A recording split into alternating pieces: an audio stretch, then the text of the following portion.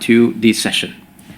So today we have heard some incredible insights based on both research and personal experience. And these ideas and perspectives have the potential to inspire all of us to take meaningful steps within our own areas of influence to strengthen families.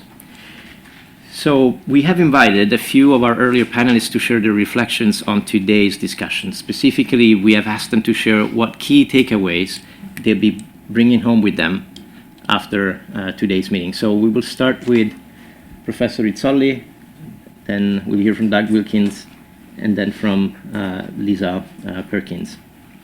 Okay. Professor Rizzoli. I'm Matteo Rizzoli, if they are so call me by the name. Thank you. All right, so thank you very much. It has been an incredible day. I stayed awake all through, which is exceptional for me. Like in conferences, sometimes I need to take some minutes off. Instead, it was so great. Everything was so much interested that it was really engaging. And I loved the discussion, the different panels. I really loved the discussion about the narratives and culture. We had it both in the young, what was the session called? Young perspective, academics and young academics and professionals. But also we discussed in the last session about the role of culture with Lisa and Candice, and Vincenzo also mentioned it a lot. But I'm not going to comment on that because it resonates a lot to me, but because of my expertise, I prefer to comment a little bit more on the policy issues that also came out early on, but also, of course, in the last session. The last session with Todd, Candice, and Lisa, and Marco, but also Jeanette in the first one, and Vincenzo as well.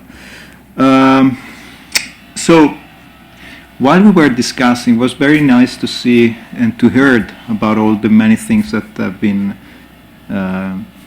discussed and implemented in Utah and then in Denmark, and then references to, of course, I know on my own stuff from Italy and Poland. Many things, many small issues, many policy details that range from tax, education, parental leave, kindergarten, but also pensions, also fishing licenses. Fishing licenses are family policy. I never thought about it, but I'm convinced that actually everything is family policy, and I want to make a point about that.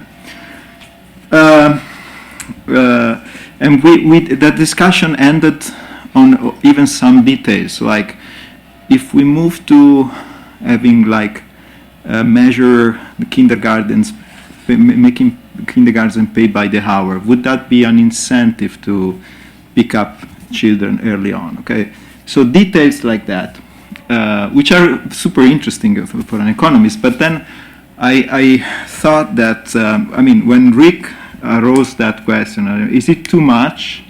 Do we run the risk that there might be too much state intervention? Maybe. I'm not sure if it's a matter of too much intervention, but whether it makes sense as whether it is coherent, what are we achieving to do? Perhaps we are too much focused on the small details. And Doug asked also a very interesting question that helped me to reflect on that. Doug asked, I think it was to Lisa, he asked, what would you do if you started from scratch? So I think sometimes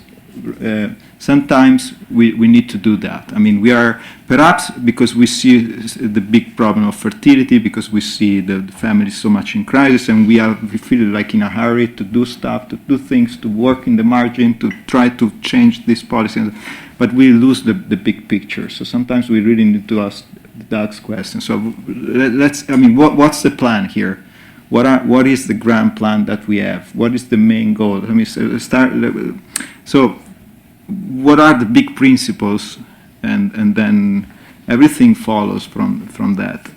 And I mean, somebody mentioned before that this is probably the fertility crisis is probably more important and more relevant than the climate crisis. But let's look at what we have done with the climate crisis. With the climate crisis, we have stepped back and we made grand plans to address that. I mean, whatever you think about it, but that's the approach we had.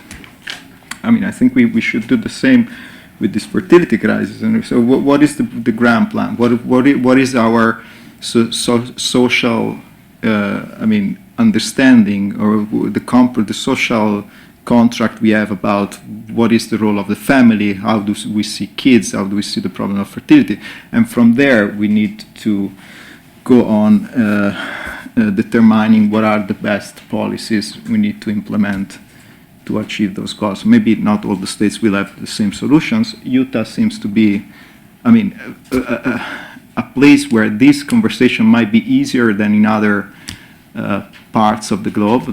This conversation might be much more challenging in Italy, for instance, or maybe in Denmark. In Utah, there seems to be already like a social contract around these issues, which is great. But still, I think and if we start from that, also Rick's trouble with too much intervention that might be kind of self-contained, because the first thing you can do is, for instance, to get rid of a lot of rules and regulations that are already in place, that are already there, but that are contradicting our main goals about what we want from families and what we think about fertility. So we might end up with less state intervention than more. And then another big consequences of this type of way of reasoning would be that we probably need to have a family. So in Utah, you have these family offices you mentioned.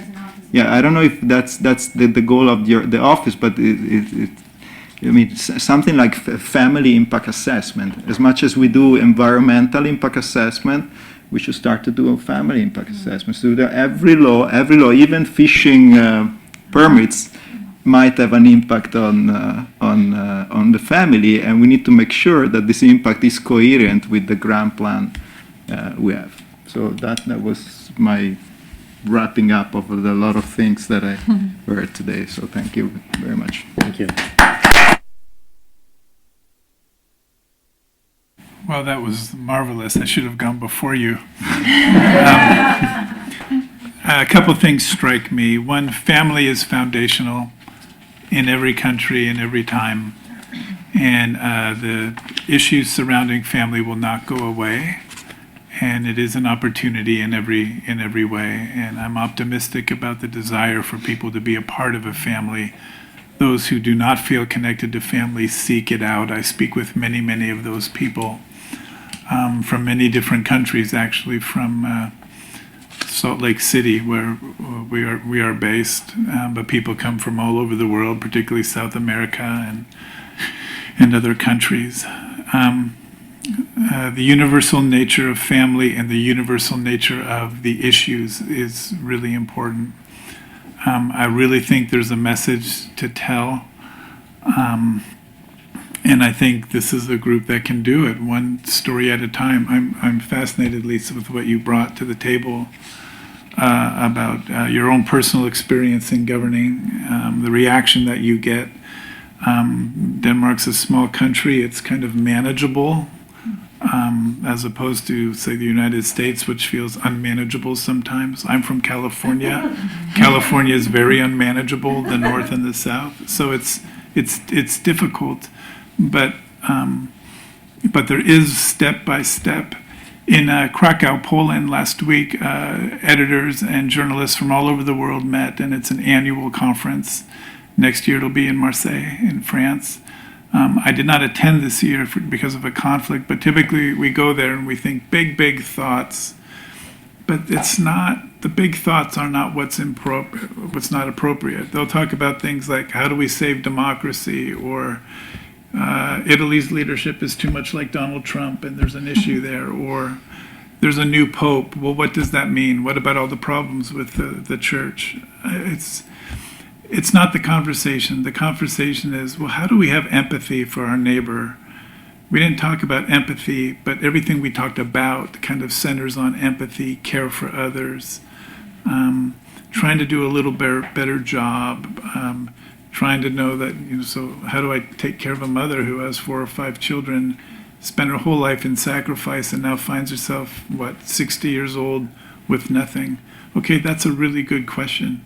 And then you start to work that little problem in that question. So to me, I'll take away from this just your personal stories, that there's people behind the data. I still want to do the big project about fertility and come to the countries and the cities, but it's one kind of person at a time. So I personally would love to keep in contact with you. I hope we can distribute email lists such that we could do that. Utah is a special place. I've only lived there 13 years, but it's a remarkable place. People try to get along. Not everyone likes every law. I think our lawmakers would say that. They don't like everything that the media writes about them. That's fair. But there's a sense of, can we be a little better today than we were yesterday? And can we look ahead to tomorrow so that our children have a better future? So this maybe sounds too Pollyanna-ish, but I'm very optimistic about the future because there's people in all these countries thinking about issues that are really important. So I congratulate you. I'm very grateful to have been here today. And if you do have media-specific questions, I'm happy to engage in it. But that's what I take away, the need for empathy and the fact that foundational and our family and its issues are foundational in every country. Thank you.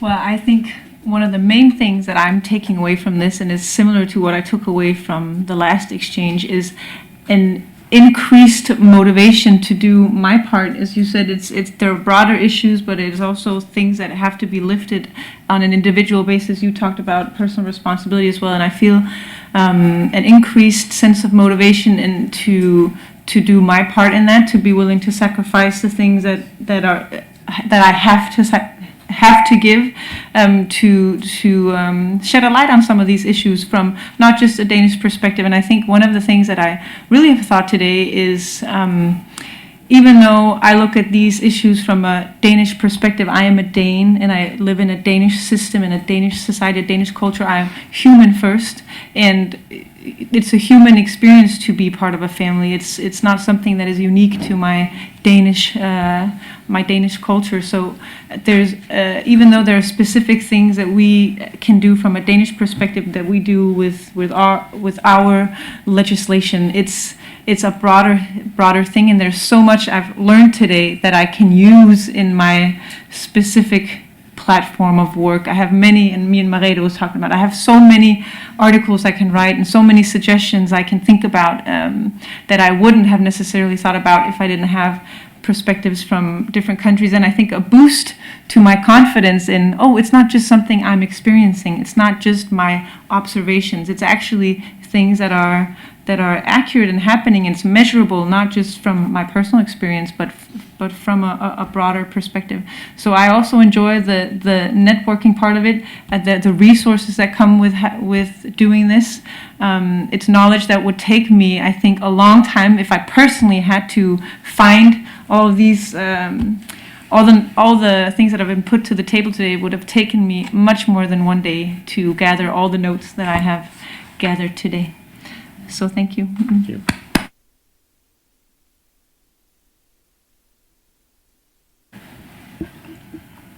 Am I bringing up the rear? Just a couple of things.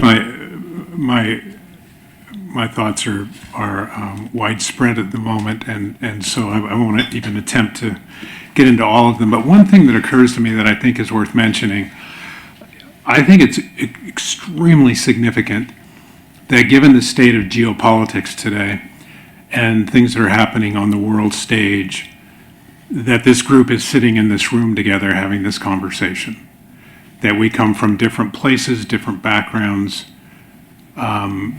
different political orientations, but sharing the common concern over the family. I think that's terribly important. and we should stop for a moment and realize what we're doing and how unique it is, how important it is that people are still talking to one another. And not only that, talking about difficult things, which is the second point I'd make. Today was, when the transcript of this comes out, it will not be light reading. We talked about some really difficult, complex issues. Have we solved all of them or any of them? Probably not. But have we made progress? Of that I'm certain. You get ideas on the table, and it's within those ideas that solutions can be found. One of the things about, I'm interested in constitutions in general. When a country sets out to put their governance on paper, that's no small task. One of the amazing things about the Constitution of the United States of America that people forget, and gratefully there are scholars who are trying to remind Americans as rapidly as they can, our form of government was designed to cause people to slow down, sit down, and talk about the differences in pursuit of principled compromise. We could take that lesson to the global stage and all be better off for it. It wasn't meant for a slight majority to win at all costs and leave the large minority feeling disenfranchised and angry. That's one of the challenges we face in the United States today.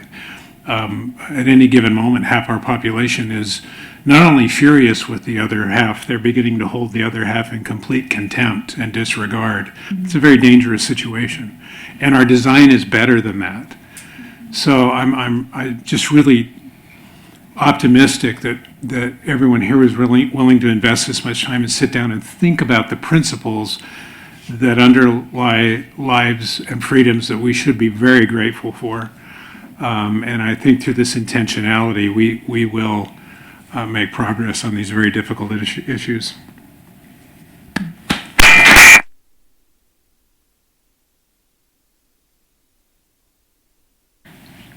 I'm privileged to take the last word, and I'm deeply touched by your participation today. It really rewards us of all of the efforts, planning, and thinking. All of your contributions are precious to us as we think of how to move forwards. I would just want to take the time to thank Jean and Bruce for having supported this event.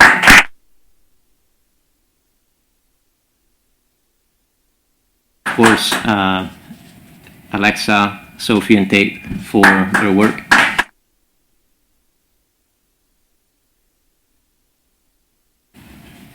And I would like to just think, you may remember what Lisa at one point said during her remarks, I'm just a mom. At one point she said, I'm just a mom. And that reminds me of another person who said, I'm just a mom at one point during the second webinar of our series earlier. And Rick, forgive me because I always forget names, but we had this social media influencer, I think. And I said, Rick, you haven't given me a title for this lady. How should I address her? And Rick said, I don't know. I think the mom that passes legislation fits well. Because this mom, at one point, realized that she, other than just take things passively, things that were coming to her and to her family, she could actually react and talk with legislators. And so she started to do that, to talk one-on-ones. And now I think she's leading a platform, a national platform, of other concerned parents. And that's all started by, from a mom, just a mom that was concerned. In your packets, you see this document. It's called the Family Proclamation. This was issued 30 years ago. This year we celebrate the 30th anniversary of the Proclamation on the Family. And there is one part, the last paragraph indeed. It says, we call upon responsible citizens and officers of government everywhere to promote those measures designed to maintain and strengthen the family as the fundamental unit of society. And this document is for us, for Latter-day Saints, is doctrine. We believe, we study it, we try to practice it in our daily lives. And in truth, I'm thinking I'm just a mom. We are all just something. We are just dads, moms, grandpas, grandmas, aunts, uncles, brothers and sisters. We can all be officers of governments, we can all be responsible citizens. So we can all do something. And I hope that what we did today can give us the motivation, the strength, the knowledge, that little spark that may either ignite a fire to start doing something or fuel an ongoing fire to continue to do what we are doing. And as others have shared, the networking opportunity that comes from these events, let's build on that. Let's not forget who we are and what we have done today. Let's send us each other emails during the year. And as we pursue our goal to strengthen families, we may not always succeed, but I think as Marco Lamarca said in his message, as his former member of parliament used to say, we may not always succeed, but we have an obligation to try. And I think we all have an obligation to try and strengthen families within our spheres of influence. So thank you so much, and I look forward to keep working with you.